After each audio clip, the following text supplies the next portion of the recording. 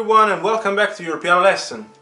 If you are here for the first time, I am Gianluca Fronda, pianist, composer, piano and composition teacher. If you want to discover interesting facts about me, you can watch the introduction video of the channel. I'm leaving the link below in the description, where you will find also the link for my artistic channel in case you are interested in original music and covers.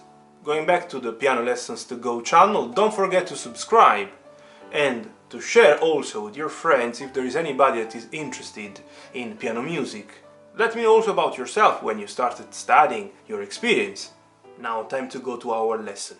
Today is time to explain the ledger lines above the bass staff or stave. We are on page 8 of the John Thompson Thesis Piano Course Part 4. It is obvious that I'm going to play for you also the Etude on ledger lines. It is in G major.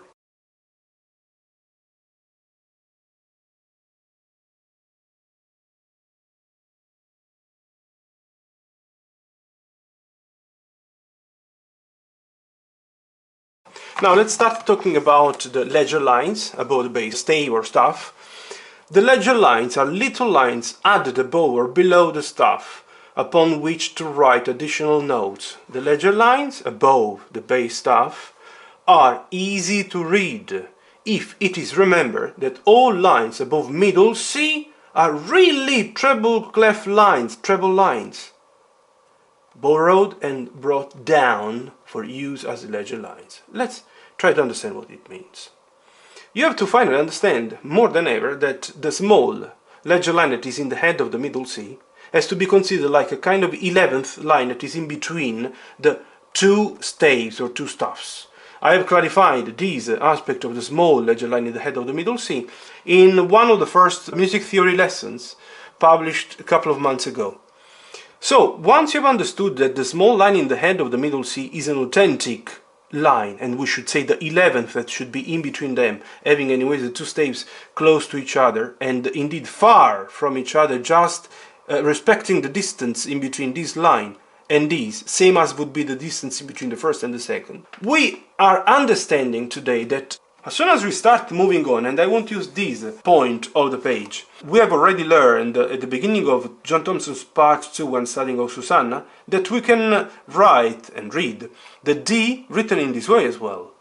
You are understanding today more than ever why, even though I explained properly. And if we move on, we are doing nothing less, nothing more than what Thompson is saying. We are going exactly into the treble clef stave. Look, you have to intend in this way. This broken line is nothing less, nothing more than the first line of the treble clef has been moved down to make it easy for you, and the E that you have here is nothing less, nothing more than the E that has always been on the first line of the treble clef. So this one, that is this, would be this one, for example, in the piece, is same as the first one, first note on the first line that you learned in John Thompson's part 1. And same story, if you move on, this is F, F, F. So this one is corresponding exactly to this one, same as this one in the piece, isn't it?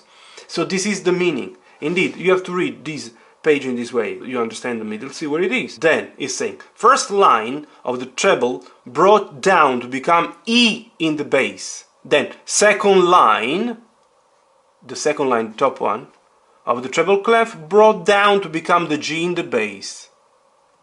Here you see even more.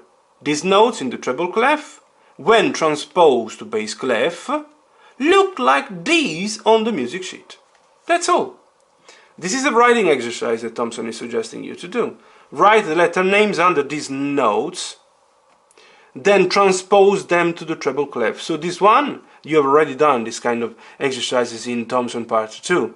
So this is the middle C written in the bass, and in the treble clef would be this one. This note, now you should know, that is corresponding exactly to this E, isn't it? This is the D, corresponding to this D, and so on. And you can do also the opposite. Transpose these notes to the bass clef using ledger lines, and you do the opposite. This is the G, but obviously it looks like this when written in the bass, because you have to consider in this way. The bottom ledger line is the ledger line of the middle C. The one that is just above is the one of the E, corresponding to the first line of the treble clef, and the one in the head of the G is the one corresponding to the second line where it was the G anyways. We can definitely play now the Etude on ledger lines on page 9, playing first of all slightly faster and then slower. 1, 2, 3, 4.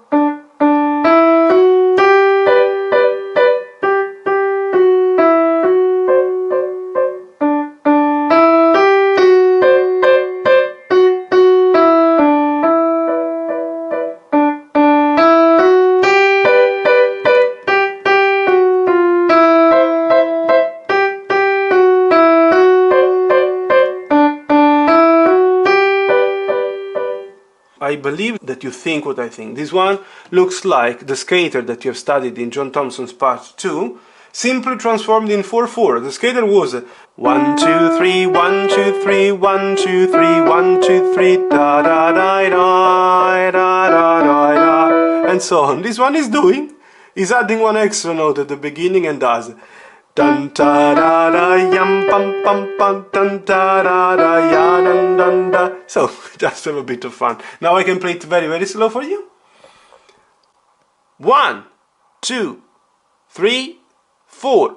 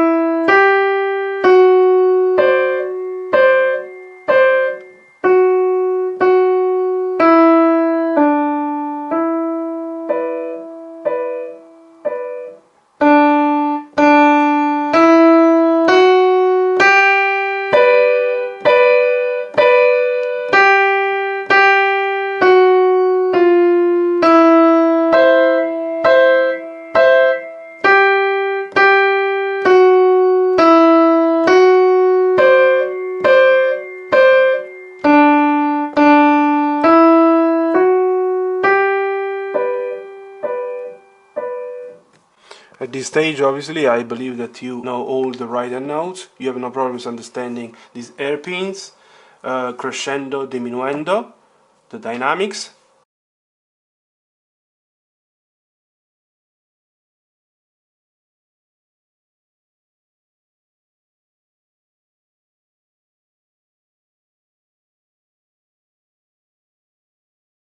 I really hope that has been helpful, my explanation of page 8. If you have any doubt, obviously, if you have any problems, simply let me know by commenting. If it's the first time you're landing on my channel thanks to this video, don't forget to subscribe, and see you in the next video. All the best.